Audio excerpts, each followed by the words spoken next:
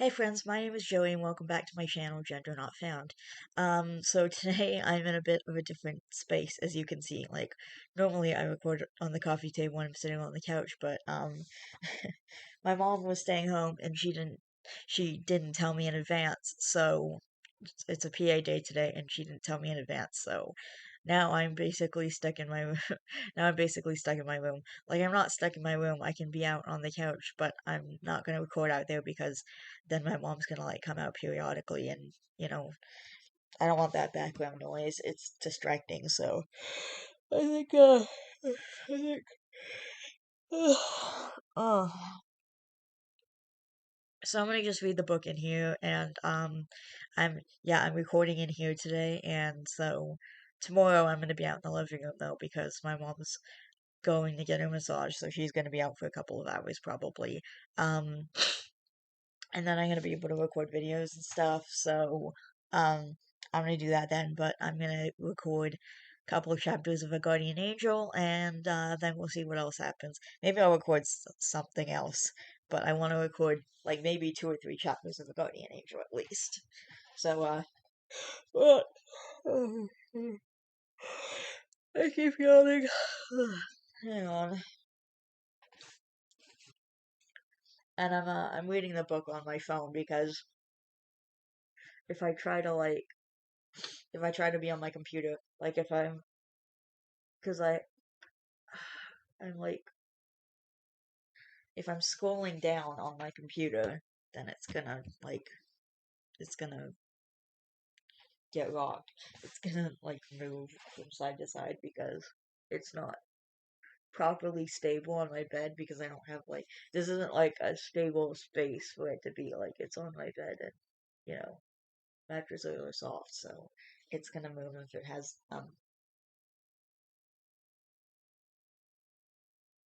it's gonna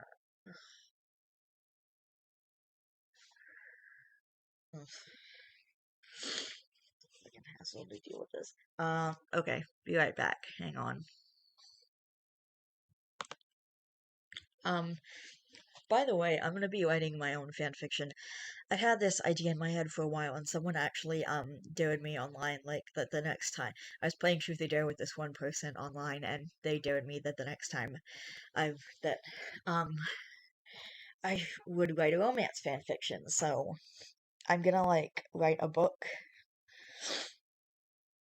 Sorry. But I'm gonna like write a book, and it's gonna be basically How I Met Your Mother, but Adventure Time version, and it's gonna be like Bubbling and eventual Fioli and stuff like that. So I'm really looking forward to that. Actually, I haven't decided if it's gonna be Bubbling or Fitzeline. I think it's gonna be Bubbling, but I haven't decided yet. Maybe I'll do a coin flip to find out if I'm gonna ship Marceline with Finn or with Princess Bubblegum. I mean, I guess I'll see, but like and it's going to be eventual Fioli as well. So I'm really looking forward to that. And there might be some other romance and stuff, but it essentially starts with all of them, like all of the characters in high school and stuff, and like mostly starting the first year of high school, and then she falls in love basically, and then and it's basically exactly like it sounds. It's her telling her kids the story of how she met their mother, of how, wait, no, how I met your father? Wait. Okay. Anyway, I'm gonna figure it out. So okay, I'm gonna read your Guardian Angel for now, but let me know if you guys want to hear any of that fan fiction, like the romance fan fiction that I'm gonna write, because I think it would be really interesting to read it myself. You guys know I've read some of my own stuff in the past. I think the big one I read In the Heart of Darkness for sure. I read like the first 12 or 13 chapters of In the Heart of Darkness, so there's that. Actually, I should read more of that. I should read like the next part. Um, because I actually edited what I actually did was I edited it down. I didn't edit it down. Okay, like I edited it so there would be so I put a bunch of like chapters together in like into like a bigger chapter, and they're each at least 10,000 words, and they're like really long chapters, but it's less chapters that way. I didn't edit any of the grammar or anything. Like I just literally posted them into bigger chapters.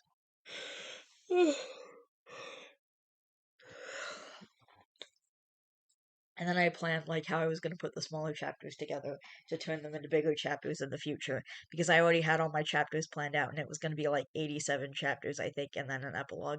Anyway, I planned it all out so that it wouldn't be that and now I think it's like 17 chapters or 18 chapters.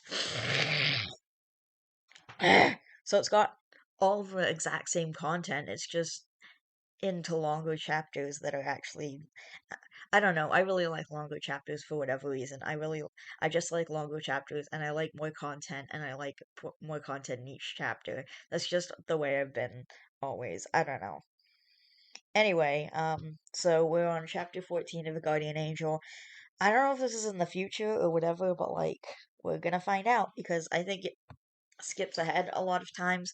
I'm not exactly sure. I think there's some time skips in here, like it'll skip ahead a few months or a few years, or I'm not sure. Like, I mean, the person who's writing this story said that, like, I think what I read last time is that there was already a chapter written in which Marshall is like 25 years old.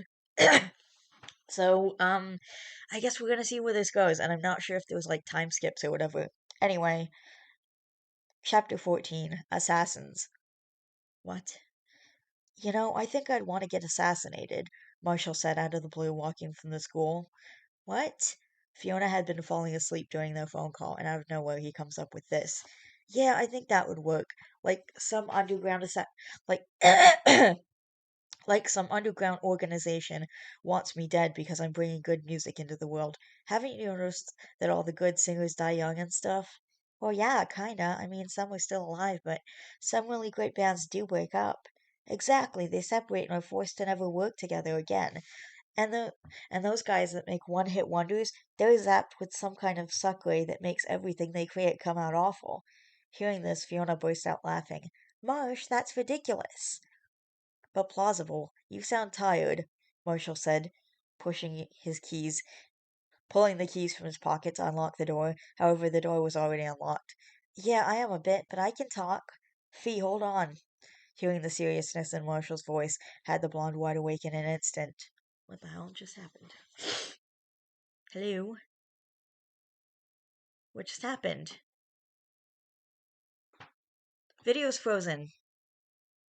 Okay, the what the heck? Oh my god. Are you kidding me right now? Okay, what the hell? That was weird. The video was frozen. Okay, hang on. Hearing the seriousness in Marshall's voice had the blonde wide awake in an instant. What's wrong? Marsh? Her response went unanswered, and moments later she could hear yelling through the phone. Okay, hang on. I just finished. I- I'll be right back. Okay, I was having a little problem, but now we're back, so we're gonna continue reading this. Hopefully I caught everything on the camera, like everything I was reading, even though it froze for a second. Like, hopefully. Anyway, pushing the door open slowly, Marshall looked around and spotted a familiar girl lounging on the couch. Hey, Marshall Lee, miss me? Ashley, get the hell out of my house! Anger, pure unadulterated anger, was burning through his veins. Oh, how he hated her. He hated every single thing about her and wanted nothing more than to physically throw her out of his house. Who's the new Shikamarsh? Ashley asked, ignoring his previous outburst and holding up a t-shirt with with a ninja bunny on it that he bought for Fiona. None of your damn business, you wench. Get the hell out of my house. Answer my question. Seeing her yelling was almost therapeutic. He loved that he was making her angry. I don't have to answer anything you ask.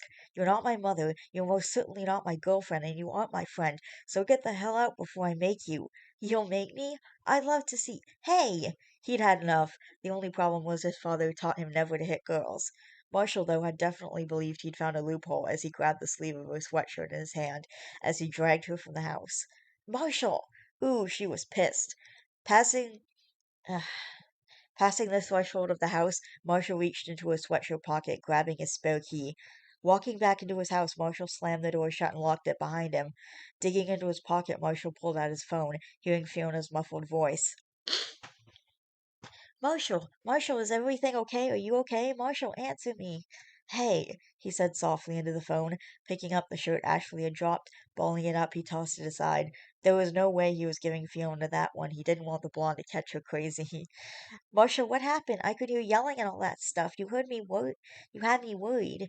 It's okay. I just had an unwelcome guest, is all. But everything's fine now. He could hear the blonde sigh in relief. Nothing to worry about. Nothing to worry about. I'm glad to hear that. What happened? Nothing to worry about. Mush, what's wrong? It was in that moment he realized that the last time Ashley had been in his house. She'd stolen his dad's guitar, almost selling it. Hurriedly, he sprinted up the stairs, and opening his door, he stared in utter shock. It was gone. I'm gonna kill her. Marcia, what's wrong? Fiona, I need to let you go, and I need to call every single place in this town that would buy my dad's guitar.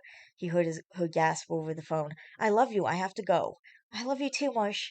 Hanging up, he called the girl he'd just thrown from his house less than an hour ago. Ashley, where the hell is it?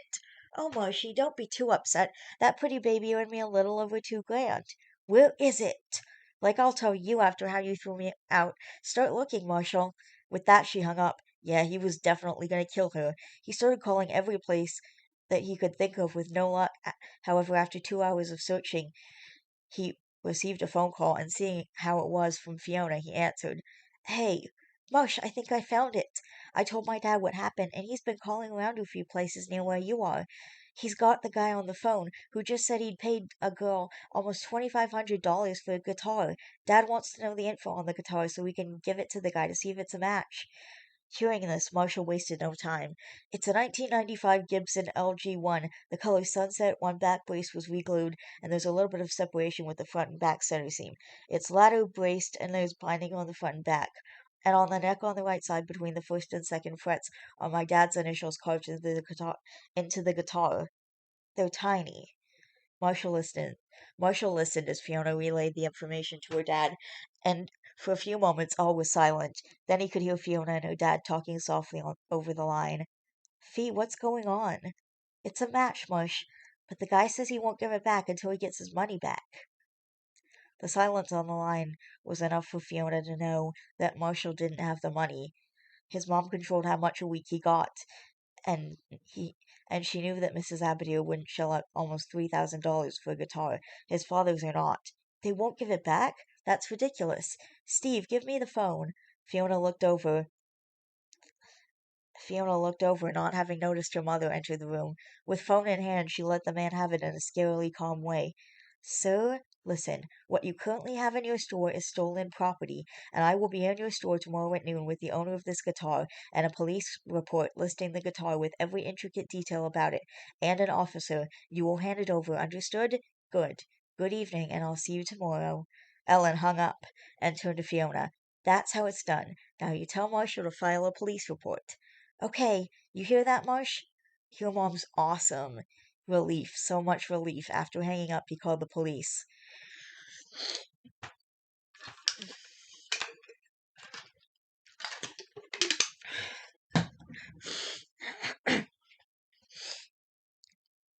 The very next day, after the whole Ashley incident, Fiona and her parents brought Marshall to get his guitar, as they said they would. When they made their way to the store, Marshall slammed the report down on the counter in front of the man, and was begrudgingly given his guitar back. Fiona had never seen him so happy, and honestly, Marshall was close to tears. That guitar was his most prized possession. It had been his father's first and favorite guitar, and it had been his father's before his. It was practically a family heirloom. As much as he didn't want to, he asked Fiona's parents if he could keep it at their place until he got his locks changed. A week had passed, and he hadn't heard from Ashley. Ash had definitely gotten an earful, though, and apologized repeatedly, and was continuing to do so as they set up their things for the show they were playing at the House of Blues. Dude, it's safe now. Stop apologizing for that psycho. You're not the one who stole my guitar, Marshall said, tuning his guitar and leaning against a wall as he did so. I know, but still, what she did was so wrong on like 10 different levels, man. I'm sorry. I know, Ash. For the millionth time today, I know you're sorry. Now stop apologizing for Psycho and finish setting up your drums, man. We're on a 15. Ash finally took this dismissal, and continued towards his drums as Marshall played through a few melodies on his guitar to be sure it had sounded right. Hey Marsh, the mics are all good, Fiona said with a smile as she too leaned against the wall. Awesome, that's everything, he said, looking around. Everyone was ready except for Ash, who was testing his drums out at the moment. Tonight, Fiona wouldn't be singing. The owner of the venue has specifically requested that they play his father's songs. That was fine with Marshall since his band knew almost all of their songs anyways. The real reason they were there was to test out the new lighting system that they had put in. The band was still getting paid, and people were still coming to watch them play. But at this point in their early careers, Marsh and the band didn't mind being guinea pigs and testing out new stage equipment. Fiona hung back, watching as they went out and began to play. The lighting effects were amazing and flawlessly done. um, and flawlessly done, and for the first two of the six songs, everything had been amazing. After the third song had finished, the band took a small break and went to the back, and the blonde sought out her boyfriend. He had a look on his face like something was wrong. Mush, what's up? It was then that she noticed the pinkish hue to his skin. Holy crap, Mush! Yeah, the lights are a bit too bright. What are you gonna do? You put on sunblock, right? I'm gonna put on my hoodie and continue the show. And yeah, I did. It's a force of habit. Are you sure you should do that, Marshall? If it gets to be too much, I'll drop out and switch to the songs where FP sings. Easy as that. Hearing this, Fiona sighed. Please be careful. I will. Though any way you can see if the person doing the lighting can maybe keep it off me so much? Yeah, I'll definitely ask. Anything for you. With a kiss to his cheek, Fiona watched as the band went back out, and she went on the hunt for the one doing the special effects lighting. It hadn't taken the blonde it hadn't taken the blonde long to find the owner, who directed her to the back of the stage, pointing to a set of stairs where the lighting crew was. Fiona made her way up the stairs and found another set leading to a higher level, where a young woman was directing a beam of light onto the stage. Hey, is there any way you can focus a bit less on the main singer? He's got really sensitive skin and the light's seriously burning him. Oh, is that so? The way she said it really irked the blonde. Yeah, think you can center it a bit more so you don't kill him? The blonde snapped, making the woman laugh. Not on your life, Squirt. I want him to roast. Uh-oh. Excuse me? You heard me. He broke my heart, and now I'm gonna melt that jerk. You must be the new girlfriend. Nice to meet you. I'm Ashley, she said with an angry smirk. You want to move the lights? You'll have to do it over my dead body. Hearing this, Fiona glared daggers at the girl. You really want to test me? Move the light. Who's gonna make me? I will. Okay, this is not good. Marshall was on fire. The hoodie helped to a degree, but no matter where he moved to, the light followed him and did it burn. Unable to take it anymore, and not caring that he was in the middle of a song, he turned to face FP and Moko, signaling for them to take different places. FP would take Marshall's place singing and would continue playing bass, and Moko would take FP's place singing the background, and take Marshall's place since he could play the guitar. The switch went flawlessly as Marshall ducked out of the beam of lights of the stage, and was more than thankful when they started up another song that only FP sang. They wouldn't need him for that one. Walking to the back of the stage, Marshall made his way up the stairs, where he'd seen Fiona go a few minutes before they'd begun playing again. He reached the top of the first flight when he heard the scuffles and shrieks. Marshall hurried towards the noise, only to stare in shock to see Fiona on the ground, literally brawling with another girl who seemed to be losing. Not wanting the blonde to be in trouble, Marshall quickly separated them, only to stare, seeing who it was Fiona was fighting. Ashley! Hey, Marshy, nice tan you got there, Ashley said, wiping away the blood from her split lip and pushing herself up, as Marshall continued to hold Fiona back. I have half a mind you, to let her finish kicking your ass, you damn psycho. What the hell is your problem? You are my problem. I loved you. I always loved you. And you broke up with me over what? A dumb guitar? That guitar is my favorite thing in this whole world. It's important to me, so yeah, you tried to sell it. You bet I'm gonna break up with you. The fact that you sold it a week ago. You always held that dumb thing over me. You loved it more than me, and I bet you love it more than you love her, don't you? Don't you bring her into this. This is about me and Ashley. It's over, and it's never happening again. This is about you and me, Ashley. It's over and it's never happening again. So, because I decide this, you think it's best to try and kill me? If I can't have you, then no one can. She really is nuts, Fiona said, staring in shock, yelping in shock when she was tackled by the bleach-haired girl. Fiona, however, ended up on top of the other girl. Marsh, go get someone from security. Marshall hurried off as Fiona subdued Ashley, pinning her to the ground. You know I'm telling the truth. You know that there will always be something over you, over someone. Marshall loves me. That guitar may be his favorite thing, and I may not be his favorite person, but he's dating me, so why should it bother me? It should. Well, it doesn't. Nothing you say can make it bother me either. Why do you like him so much? He's my best friend. He's done so much for me. He's helped me so much, and he cares about me like I care about him. Ugh, you've made him soft, you know that? The bleached blonde said with a scowl, turning her head, looking towards the stairs, an idea forming in her head. You know what? I concede, you can have him. This shocked Fiona, and she lost focus on pinning the girl beneath her. What? He's happy with you. I'm done chasing him. So you're saying what exactly? I'm saying you'll never hear from me again. Ever, she said, simply feeling the pressure lighten up immensely. The blonde above her looked so confused. She just needed a few more moments. Why would you do that? You just said you wanted him to suffer, that you wanted to hurt Marsh for hurting you. I know, but I can't spend my entire life wanting revenge, so why not quit while I'm ahead? After all, while I've only done minimal physical damage to him, Marshy is an emotional being, so hurting him that way would be much more fun. Before Fiona could fully process the words, she was shoved by the older girl. Pushing herself from the ground, Fiona felt a sharp kick in her side that sent her tumbling down the stairs. Hitting her head on one of the steps, the blonde landed hard and blacked out. Oh my gosh. This is intense. Hearing her scream was the worst. He thought seeing her cry was bad, but hearing Fiona's terrified scream had Marshall's heart racing in utter panic. He and the security guard hurried towards the sound and arrived just in time to watch Fiona slam into the ground at the bottom of the stairs. Marshall raced over and was about to grab her when the man stopped him. Don't touch her. A fall like that could have broken her neck.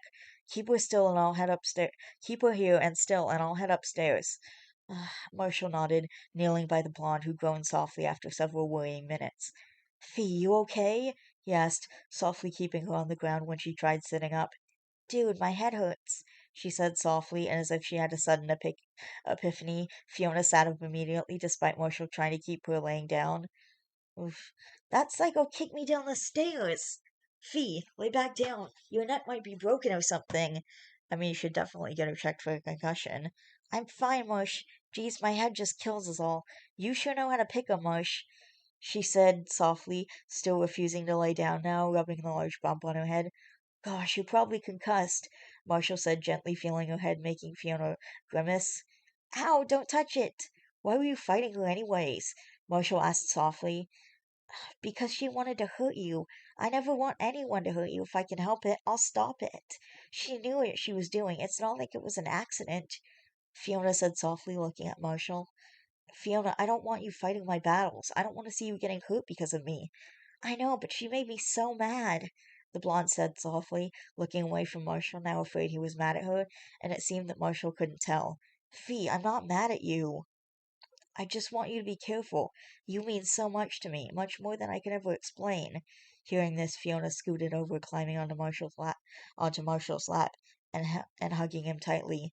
I'm sorry I worried you. It's I'm sorry I worried you. It's okay. I think we should get your head checked, though, Marshall said softly, touching her head again. Ah, stop touching it, Marsh, Fiona said with a wince, slapping at his hand. Besides, I've fallen downstairs before. I'm really okay. But still, Fee, please. Okay, I'll set up an appointment and see my doctor tomorrow. Okay? Fiona said, tracing the letters on Marshall's shirt. It was kind of strange having someone worry so much about her like this. They watched as the security man made his way towards them. She's supposed to be lying down. You try telling her that. The girl's thick-headed, Marshall said simply. I could move my arms and legs and nothing hurt to a point of severe pain. I was fine. Whatever happened to that psycho? I lost her after she went through the crowd. I'm sure she's gone, though. You sure you're okay? No one needs an ambulance? I'm fine. Do you want to go home, Fee? Yeah, I have a headache now. Marsh? Hmm? Don't tell my parents. Hearing this, Marshall laughed, and after waving down FP, he brought her home. Journal entry 60. Fiona got hurt yesterday. I just got off the phone with her. The doctor said that if it got hit any harder, she'd have a good concussion going on. I guess stairs will really do that to you. It's my fault for having a crazy psychotic ex-girlfriend. Fee's right, I sure know how the heck to pick 'em. Did I tell you Ashley sold my dad's guitar earlier too, like last week? I wanted to kill her. I should kill her, like assassin status. Hell, I think Fiona wanted to. Can we talk, Simon? I really need someone to soundboard all of my thoughts to, okay? As for now, I'll see you later. I just want to get some sleep. Marshall. Handing the journal to Simon, Marshall yawned and left the session early, making his way home. His mind was buzzing and racing with only the blonde. Marshall never had someone so willing and ready to fight for him, and immediately Marshall knew that if she was going to do that for him, he would most definitely do that for her. Oh boy. Hmm.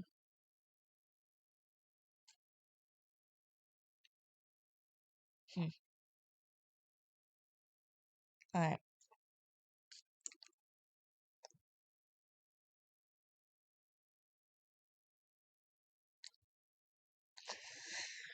Okay. Well, that was good. I'm gonna do another chapter in a separate video and then post it. So, um, I'll be right back with another chapter. Maybe we'll do a third one. I don't know. We'll see. Anyway, see you guys in a sec. Okay, we're on chapter 15. Chapter 15, Frozen with Fear. Trigger warning, intense sexual situations. Okay. Marshall told me that sometimes writing things out Marshall told me that sometimes writing out how you feel can make things better, but he also said that it depends on the person too. Well, I really need to feel better because I didn't think I'd ever see him again. Oh, I've never been more scared in my life. I just need someone today. I need so much help and no one knows, and I can't say anything. My parents know something's wrong, and I think that if they knew just who he was, they wouldn't have let him in the house. They wouldn't have left me alone near him. I know they wouldn't have. I want to tell them. I want to tell them, but he's still here, and it scares me.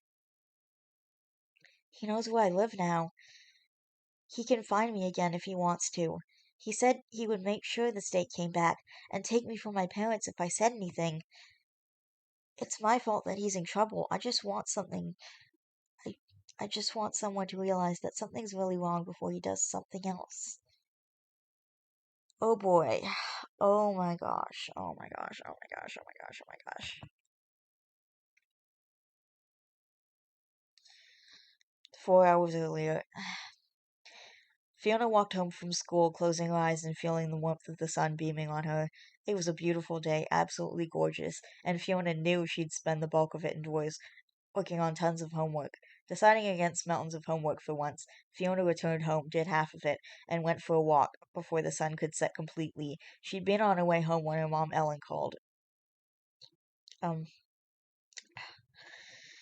Hi, Mom. Hi, sweetie.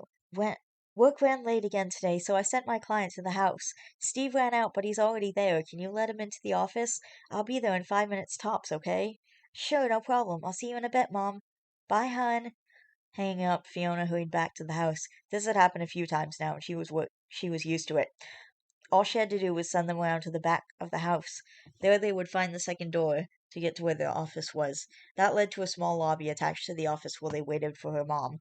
Walking up the sidewalk, Fiona dug through her pockets, pulling out her keys. Just as she turned onto the walkway leading to the door, she could see the man standing on the porch, and hearing the sound of keys, he turned to face her. The very moment their eyes connected, Fiona froze as her heart raced in panic. It was him. Mike Sartorius, her last foster father. Surprise registered on his features before he glowered at Fiona, quickly stalking towards her. The moment he moved, Fiona sprinted to the back of the house. She almost didn't make it. For the moment the door locked behind her, she felt his fist slam against the door, jolting it against the hinges, making Fiona scream in fear. What are the odds? He laughed, the sound more than unsettling. The blonde. Fiona, I was wondering where you've been, he said, peering through the peephole. Uh, Fiona leaned heavily against the door, peeking through the peephole, watching as he pushed away from the door. walking back and forth in front of it. Finally, he walked back to the front of the house. Fiona breathed a sigh of relief, but jumped at the sound of a car, recognizing it as her dad's. Thank goodness she was safe. Opening the door to the office, Fiona walked through the kitchen and blanched when she entered the hall. He was in her house. Fiona, there you are. I've been looking for you. This is Michael Sartorius. He's your mother's client from the office, Steve said, pulling Fiona towards the man she'd been desperately trying to run and hide from. Ah, so you're the Fiona Ellen's spoken of, he said, holding his hand out with a smile that made her stomach writhe. Fiona knew her father expected her to shake the man's hand. She'd done so with all the others. Tentatively, she took his hand, only it almost jumped from her skin as he unexpectedly jerked her towards him, holding her hand tightly as he shook it. It took everything she had not to scream, and quickly she backed away from him. Ellen will be here shortly. Can you... Fiona, can you show him to the office? I need to grab a few bags from the car. Steve didn't wait for a reply before walking from the hall and out the door. Okay. Okay, we can do this. In a flash, Fiona was cornered and slammed against a wall just out of view of the doorway. Before she could even da oomph, before she could even da oomph, before she could even get the word out, his hand slammed over her mouth, completely silencing her. Karen left me because of you. Listen and listen good, he growled, making the blonde flinch. His finger was digging into her cheek. If you so much as breathe to either one of them one word about what happened, I'll find you, and trust me, I will. I'll make you take Karen's place in my bed, and it won't be pretty what I'll do to you. So you better be a good girl, Fiona, and keep your mouth shut. Her heart pounded, watching as his eyes glanced her up and down. As a matter of fact, I still owe you for hitting me in the throat, but I'll take care of that soon enough, he growled as Fiona pushed at him.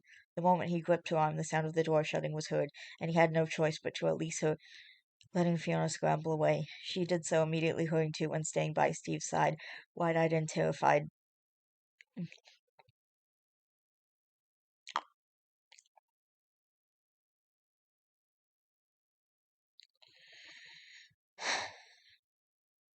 Has Fiona shown you to the office yet? Steve asked, all the trappings of a gracious host towards his guest. No, I was distracted by your lovely kitchen. Is this sandstone? Mike asked with a smile, gesturing around him. It is, actually, Steve said, now turning to the blonde. Fiona, is your homework finished? N- no, she said quietly, avoiding eye contact with her father for the first time since she'd first arrived, and Steve looked at her weirdly. Fiona, are you all right? I, she said quickly, feeling the man's piercing stare on her. I banged my elbow on the island in the kitchen. I'm fine, though. Okay, go finish your homework, please, and no coming down until you do so. Fiona was gone in a flash as she raced to her room. Shutting the door behind her, Fiona even went as hard as to jam it shut with desk chairs so no one could enter. Walking over, she grabbed her pillow, holding it tightly to her face, muffling the sound as she screamed before crying her heart out.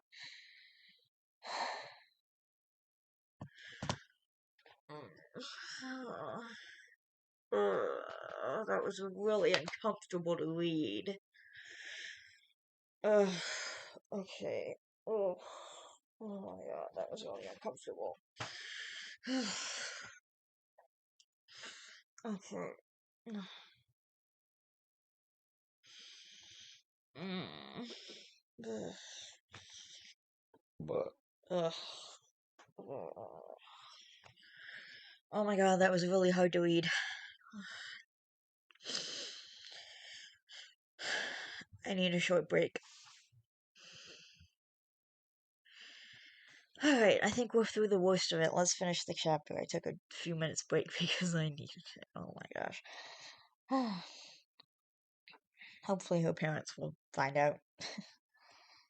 Marshall sat strumming his guitar in the back of FP's truck, Ignitus going a mile a minute about some kind of bonfire he was planning at his grandparents' house.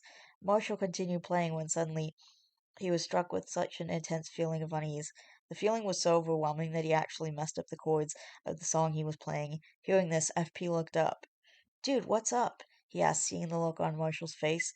Have you heard from Fiona today? Marshall asked suddenly. Nope, he said, checking his phone. Nothing from Girlie. Why? I don't know. I just got this really bad feeling. Marshall said, putting his guitar down as he frowned. It was almost 7. Someone should have heard from her by then, and it was unusual that they haven't. Pulling his phone out, Marshall checked for any messages he might have missed, and seeing none, he sent her one. Hey, Fee, you okay over there? Well, I was gonna go to my grandparents tomorrow, but if you want, you can skip class and I'll drive us up tonight so you can check up on Girlie. Want to do that? He asked as his friend nodded. Yeah, I'll grab my stuff, Marshall said, grabbing his guitar and hopping off the back of the truck and entering his house.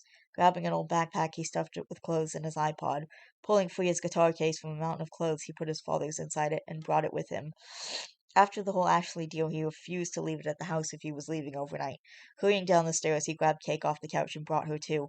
They'd already talked to her parents, and they agreed that the next time Marshall came down, he could drop off the cat. Ah, finally a reunion with Cake. I'm so happy. Oh my god, she must have missed her cat. Ugh. I can't. I'm really upset that the foster care would do that. Is that something that would happen? Okay, people have been in foster care. Is that something that actually happens? Like, do they make people literally leave their pets behind? Because if the cat had nowhere to go, would it have gone to the shelter? Oh my god, that's so messed up. But yay, she's gonna get to see her cat again. Locking the door behind him, Marshall pulled out his cell phone, letting Simon know that he'd be missing the next few days of appointments. Well, he's traveling across the state, so of course.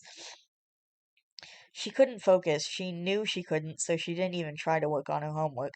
Instead, Fiona sat in her closet, keeping her eyes shut, singing to herself every single song she knew as she tried quelling the ever-growing fear in her chest. Fiona sat in silence, singing softly had helped, and letting out a sigh of relief. She calmed just a bit. Okay, she needs to tell her parents at dinner. She'd been singing a song one of her foster mothers used to sing a long, long time ago, back when she was just a little kid and had nightmares. Ugh. God, I feel bad for her. Oh my god, her entire life in foster care. If I like go through foster care to adopt a child, I think I want a teenager. Like so many people don't want a teenager and it's so unfair and just sad. Fiona pushed herself off the floor and walked from the closet, and mere moments after her door burst open, she was roughly grabbed. What the hell? As the blonde screamed in panic, Fiona jerked awake with a gasp. She was still in the closet, still in her safe zone. It had been nothing more than a dream, though the knocking on her door was very real. Okay, good. Fiona, dinner's ready. There in a minute. There in a minute, she called loudly, listening as her father walked down the hall. Walking from the closet, Fiona made her way out of the room and toward the stairs. Fiona was hoping that he would be gone by now. She had no idea how long she'd been asleep. At the very top of the stairs, Fiona knelt low and looked through the small gap of the doorway into the dining room. The only people she could see were her parents, so Fiona dared to hope that he was gone. Quietly, she descended the stairs, and just as she passed the living room, the blonde was pulled back by her shoulders and held tightly in place, her back against his chest. Her parents were only a room and a half away. One scream and all of this would be over. The only problem was he scared her into uttering complete silence. Are you being a good girl, Fiona? You didn't say anything to Mommy or Daddy, did you? He asked quietly into her ear, one hand moving from her shoulder to her breast, squeezing it and kneading it. I was wrong. Immediately, Fiona pulled at his hand, frantically straining against his grip on her, wanting nothing more than to escape him. He crushed her body against his, walking her out of the doorway and into the living room as she struggled. Did you know I could have taken them from? I could have take. Did you know I could have taken you from them? Uh, did you know I could have you taken from them, Fiona? This made Fiona freeze. You're being a very bad girl. Do you want me to punish you? To have you sent away from here? He asked, his other hand flexing over her neck as Fiona whimpered frantically, shaking her head. She didn't trust herself to speak, knowing that if she did, she would either throw up or break down bawling hysterically. Let go of me, or I'll make sure you never see either of these two again. Clenching her eyes shut, Fiona reluctantly released her grip on his arm, allowing his hands to continue moving along her body. His hand was moving from her breast to her waist and to her hip, pulling her sharply against him, making her let out a silent, shuddering gasp. Good girl, stay quiet, he said, turning Fiona to make her face him, and roughly forcing her against the wall, grabbing her face and kissing her. His body was keeping Fiona firmly pinned between him and the wall. Fiona, honey, dinner's on the table, Ellen called from the dining room, shattering the panicked silence in the living room. Fiona's eyes snapped open as he jumped at the sound of her mother's voice. He seemed to have forgotten they were most certainly not alone. Releasing Fiona, he opened and shut the front door, pretending he'd just re-entered the house. She watched as he made his way to the dining room, immediately striking up conversation with her parents. Her body trembling, Fiona slid down the wall. Her legs no longer able to support her, she began hyperventilating, tears pouring from her eyes. Feeling the overwhelming lurching feeling in her stomach, Fiona scrambled to the bathroom, locking the door behind her. She launched herself at the toilet, dry heaving. Oh. Okay, we can do this. We can make it through this. Dinner was more horrible than she'd ever imagined it could be, and the table was fraught with mixed emotions. Panic and fear from Fiona, concern, worry, and confusion emanated from her parents, and Fiona could feel the harmful intent and sadistic pleasure radiating from Mike. He decided to add insult to injury and was sitting next to her at the dinner table after what he'd just done in the hallway. Her parents still didn't know who he was, at least not to Fiona. Now she was talking with her parents. Now he was talking with her parents, his hand touching her discreetly. The tablecloth was hiding his actions, as his hand splayed on her knee, clamping down painfully when she tried pulling away. The glance he gave her spoke volumes, and his threat to have her removed from her parents, reverberated in her thoughts. I can't even read this properly. Blah.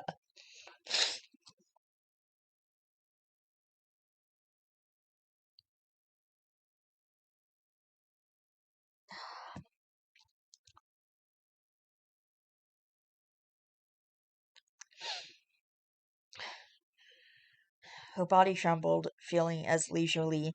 His fingers traced the tops of her thigh highs before inching up her leg and under her skirt. Fiona gasped loudly in a panic. His nails dug into her thigh in response, and her stomach clenched as she gagged. God, she really was going to throw up this time. Fiona, sweetie, what's... Ellen never got to finish her sentence as Fiona scrambled from the table, racing to the bathroom, emptying her stomach of what she'd managed to eat at dinner, which hadn't been a lot. Immediately her mother followed after her, kneeling by the blonde who flinched violently the moment she was touched. Fiona, are you okay? I don't feel good, Fiona said, melting into hysterical tears, unable to hold back the torrent of emotions any longer as her stomach heaved. Sweetie, why didn't you tell us? Come on, hon, you'll sleep in the family room tonight. It's closer to a bathroom, Ellen said, helping Fiona to stand. Ellen walked her down the hall and towards the family room, passing the kitchen as they made their way to the stairs. When they finally made it into the room, Ellen sat Fiona down on the couch as she readied it for her daughter. Mom, when is he leaving? Maybe in another hour or so. His case is so complicated and full of holes, she said with a sigh. Why? I don't like him, Fiona said, shaking her head as she said so. To be honest, me neither. But it's a court-appointed case, and I have to take it. He'll be gone sooner than you know. Just rest for now, sweetie. One of us will be down with soup for you in a little bit. I just want your belly to settle first, okay? Okay, Fiona said, wrapping the blanket around her that Ellen pulled from the closet. She knew her stomach wouldn't settle, not while he was there. I'll be right back with pajamas. Can you grab my backpack, too? Ellen nodded, and moments later returned with a pair of pajamas and her green backpack. After changing in the bathroom, Fiona dug through her bag, pulling out a notebook as she began to write. Marshall told her that sometimes writing out your feelings can help make them feel better, so she hoped that in her case it would work. Ugh, this is seriously uncomfortable to read. It was almost 9 when they arrived, and grabbing all of his stuff, Marshall walked to Fiona's house, spotting a familiar car. He wondered where he'd seen it last and why it looked so familiar. Knocking on the door, Steve answered it and grinned when he spotted Marshall. Hey, what are you doing here? I thought you weren't coming by until next week. FP had a change of plans. Apparently his grandparents cut down a tree in the yard. Hearing this, Steve nodded, understanding, completely knowing the redhead's love of fire. Where's Fiona? Downstairs. She's not feeling well. With a nod, Marshall made his way to the family room, putting Kate down in frozen shock, dropping his guitar case in the kitchen, his father's guitar playing a low, discorded tone. Now he knew why that car looked so familiar. Oh, that's right, he knows what the foster dad looks like. Perfect. Standing in the kitchen talking to Fiona's mother was that same bastard who she was with last. What the hell is he doing here? Marshall, language. I'm talking with a client. No, you're talking to a damn a perverted jerk. Fiona lived with him before she came here. Shock was clear on both of their parents' faces. I knew something was wrong with Fiona. I just knew it. I knew some I knew something was wrong with Fiona today. I just knew it. She's never this quiet. Sudden realization dawned on Ellen's face. What did you do to her? At the table, what did you do to her? Stephen, get him out of my house right now. The blonde didn't even wait to see the result. Immediately, she hurried to the family room, only hearing it. There were more angry shouts, heavy slams to the ground, and she swore the house was shaking, not only because of the fight that was definitely happening, but because of the unbridled rage she felt. The only question now was whose was it, her husband's or Marshall's? Fiona could hear yelling and screaming, and felt her heart race. Somehow they found out she was sure of it. Quickly, she scrambled from the couch and into the closet, closing the door and crouching down, listening to the commotion as her heart raced. She didn't know why, but the closet seemed to be her safe haven of the day. Suddenly, the door opened, making her scream as she hid her face in her hands. I didn't tell! I didn't tell! Oh, please, please don't let it be him. He's gonna think I said something. Please don't let it be him. In moments, she was being held tightly in her mother's warm embrace, which she frantically tried escaping from, until Ellen spoke, holding her daughter tightly. Fiona, why? Why didn't you tell us who he was? Sweetie, we never would have let him anywhere near you if we had known who he was. Why didn't you say something? Ellen asked, almost desperately pushing Fiona's bangs from her tear-stained eyes. These words made Fiona's tear up instantly again as she clung to her mother. He told me not to tell. He said if I did, he'd find me and hurt me. He said he'd make sure that the state took me away from you and Dad. We will never let that happen, Fiona, never. What else did he say to you? What did he do? What happened at dinner earlier? He was touching my leg and under my skirt. I was scared, Mom. I was so scared. So he didn't say something, but he scares me so much. And Blonde said, sobbing as her mother held her tightly. He will never touch you again, I promise. He will never ever hurt you again, Fiona, Ellen said, holding the trembling teen tightly in her arms. Is that all he did? No, she said, taking a trembling breath. What else did he do? When? When he first got here, Dad ran out to the car. He pushed me against the wall and covered my mouth because I screamed. Before dinner, he grabbed me in the hallway again and he touched me. I tried to make him stop. I wanted him to stop. He said if I tried pushing him away again, he'd punish me. I was so scared he'd hurt me. Then he kissed me and he just wouldn't stop, Fiona said, breaking down once again in her mother's arms.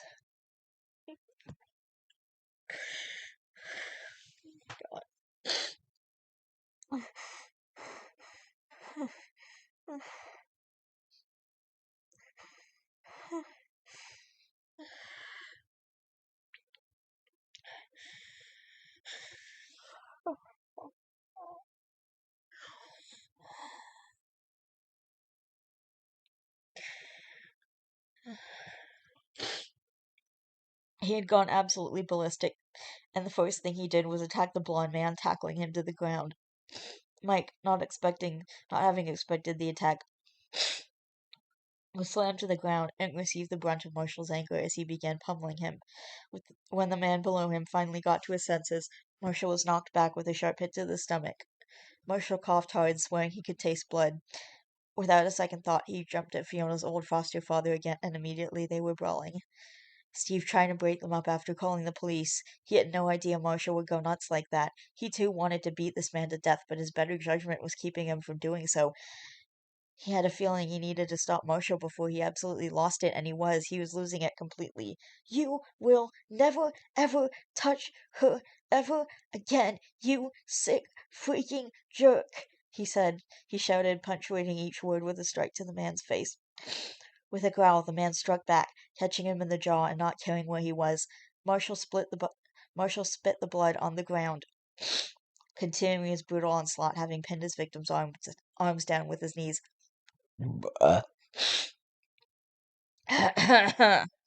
Seeing Marshall handle his own, Steve hurried to the utility closet, pulling out some zip ties before he pulled the teen back and flipped the man over, binding his wrists together. Just as he finished the quick process, Marshall had lunged back at the now bound and helpless man, but Steve caught him quickly, holding his arms firmly behind his back.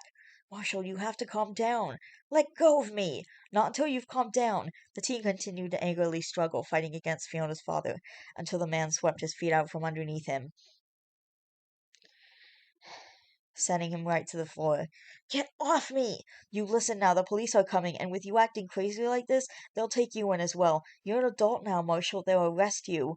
I don't care. You don't, but we do. Fiona does. Hearing this, he froze, staring intently at Steve, who kept him pinned to the ground. Knowing he had Marshall's attention, he continued speaking. Fiona needs you now more than ever, more than she ever has, and if you're in jail, you can't help her, Marshall.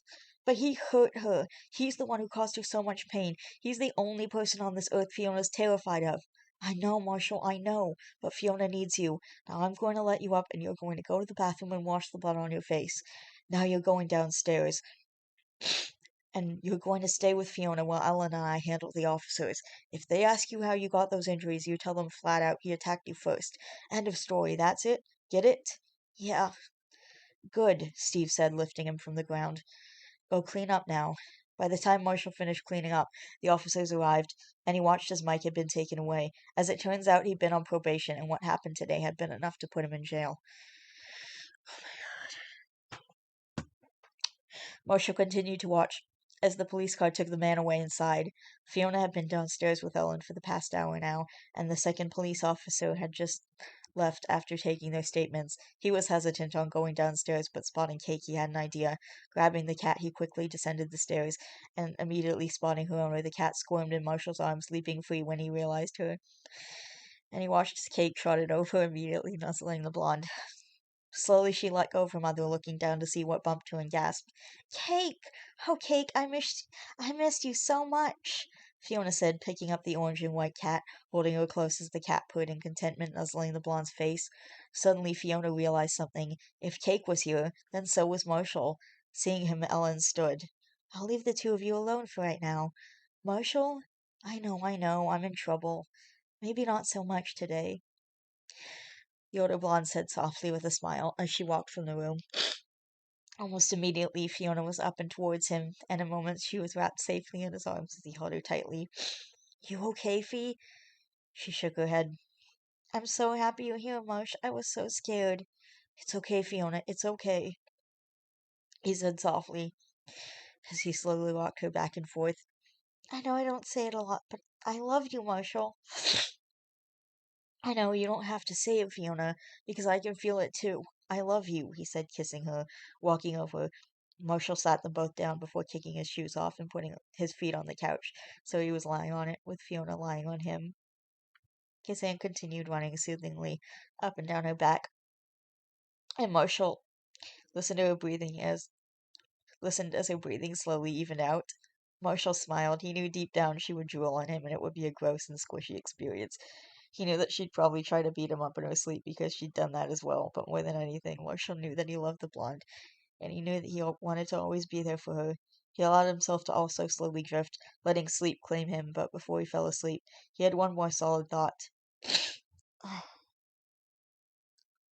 that made him grin. The reason he'd felt so uneasy earlier today was because his Fiona senses were tingling. Oh my god. And the next chapters are gonna have intense fluff, apparently. I love that. Mad fluff, is what it says.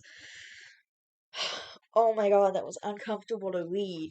But we're through it now, so hopefully he doesn't come back. Okay, I think I gotta stop because that was just really intense. So I think I'm gonna stop now. And I'm gonna just like go to the living room and do that again. And I just want like I need to stop recording now. I love each and every one of you guys. Please don't forget to always be yourselves. You are valid, and I will see you in the next video. Bye.